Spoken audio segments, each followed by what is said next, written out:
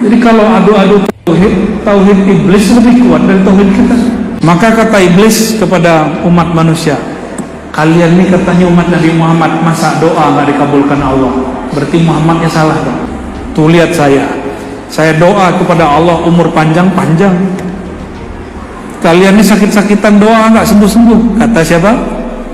Iblis. Pinternya iblis. Iblis kurang ngerti bahwa salah satu ujian umat Nabi Muhammad diundurnya ijabah doa. Doanya sudah diterima, tapi kapan terjadinya Allah undur sesukanya. Karena Allah akan pilihkan waktu yang tepat, saat yang tepat, bukan saat tepat menurut si hamba.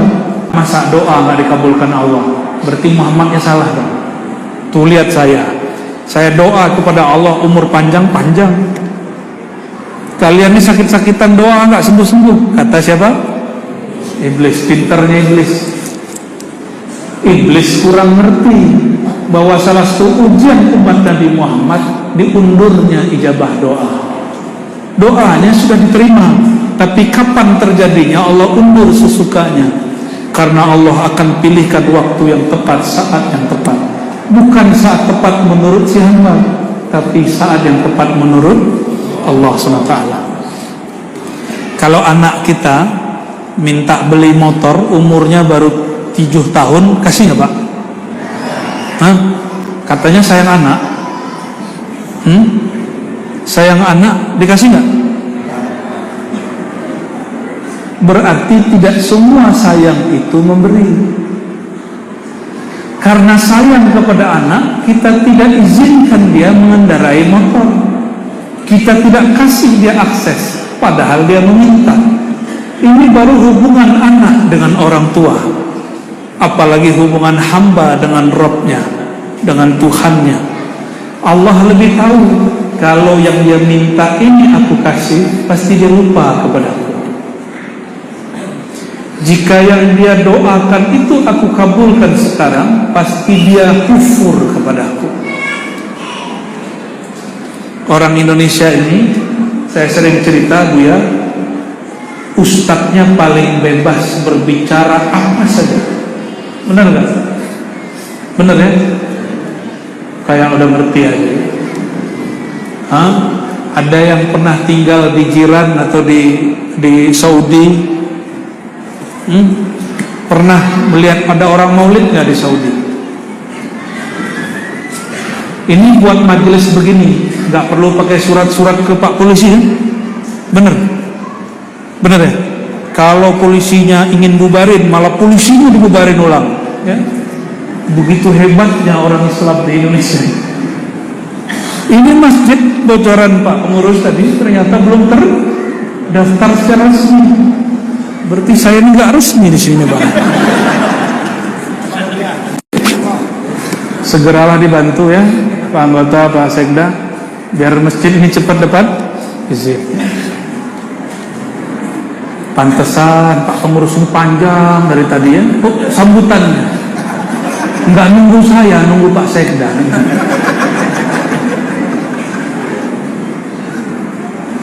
Gak apa-apa Pak pengurus.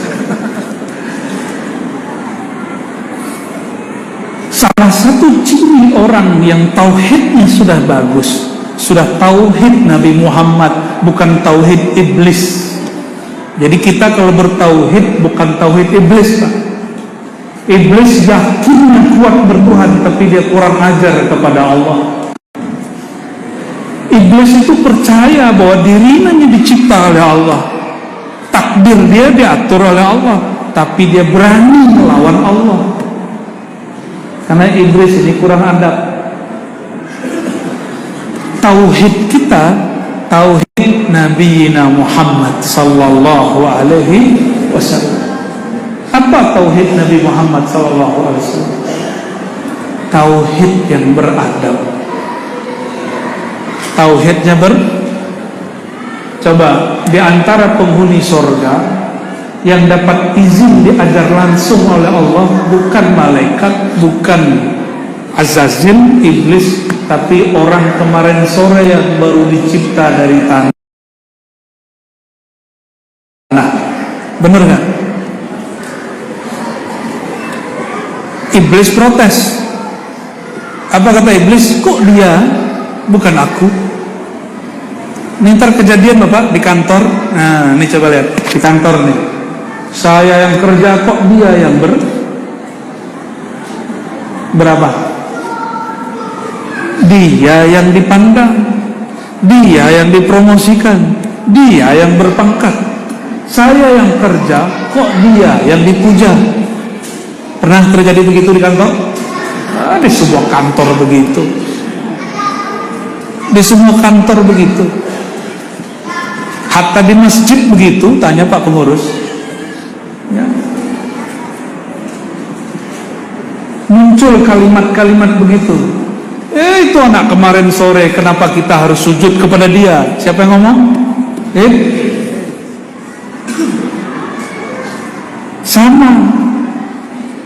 Itu baru di kantor Pak ya. Di dunia thariqah, orang bertasawuf, orang belajar zikir, kalau zikir kepalanya nunduk-nunduk, ternyata batinnya belum tentu nunduk. Saya dengar sendiri, ada murid thariqah, murid zikir, itu ngomong begini, ketika sang guru mengangkat murid yang lain, diangkat sebagai pelanjutnya, tapi dia tidak diangkat. Apa kata dia yang belum diangkat? Menurut saya, yang baru diangkat itu belum sampai ilmunya, belum sampai makomnya. Kok bisa ya diangkat-angkat? Coba perhatiin, kalau ada murid meragukan gurunya mengangkat murid yang lain, berarti si murid ini apa? Bagus adabnya atau buruk adabnya? Nah ini kalau yang pernah begitu, tobat segera Pak, jangan tersinggung saya ngomong begini ya. Tobat segera. Dosa antum itu bukan sama saya, dosanya sama gurunya. Karena ngomong, masa si guru ini ngangkat orang yang belum sampai wusul makomnya? Berarti ente lebih mengerti urusan makom daripada guru. Sama di dunia kerja, kita yang kerja, menurut kita, kok orang lain yang dapat puja, kok orang lain yang dinaikkan pangkatnya? Menurut kita. Berarti Bapak Ibu ini, saudara-saudara ini, protes dengan kehendak Allah. Lebih dahsyat, lebih parah, lebih parah. Maka yang tadi murid begitu, itu murid tidak beradab ya? Yang begitu di kantor, dia tidak beradab kepada Allah Subhanahu wa ta'ala. Apa kata Allah dalam hadis qudsi, hadisnya Hasan, man lam yarda biqada'i, orang yang gak terima keputusanku, takdirku, maka carilah Tuhan di bawah kolong langit selain kolong langitku. Ada gak langit selain langit ini? Jangan-jangan Batam aja belum keliling semua ini. Sudah ya? Kepri udah keliling semua belum? Oh pasti belum. Kepri aja belum lewat semua. Ini wajah-wajah belum pernah ke Natuna kan? Apalagi saya. Insyaallah bulan depan kita ke Natuna. Bumi pun belum kita tempuh semua. Mau cari Tuhan di mana? Maka indikator tanda-tanda orang yang sudah kuat bertauhid dengan tauhid Nabi Muhammad sallallahu alaihi wasallam, itulah rukun iman yang keenam. Tapi di rukun iman keenam bahasanya cuma percaya kepada takdir, tapi bab ridho tidak di bab iman, adanya di bab tasawuf. Berarti ridho itu ajaran tasawuf. Tasawuf itu ajaran Rasulullah bukan? Benar. Kemarin ada yang nanya sama saya di Jakarta Pak, karena tahu kita ngajar hadis plus tasawuf. Apa kata dia? Ini semoga kalau dia tahu nggak tersinggung ya. Lebih dulu Islam atau tasawuf? Dia mau debat saya, tapi dia nanyanya salah. Lebih dulu Islam atau tasawuf? Maksud dia, kenapa kamu ngajar tasawuf? Kan lebih dulu Islam. Saya tanya balik, pertanyaan Bapak ada yang salah nggak? Emang tasawuf isinya apa Pak? Emang Islam isinya apa, Pak? Bingung sendiri. Tasawuf itu isinya apa?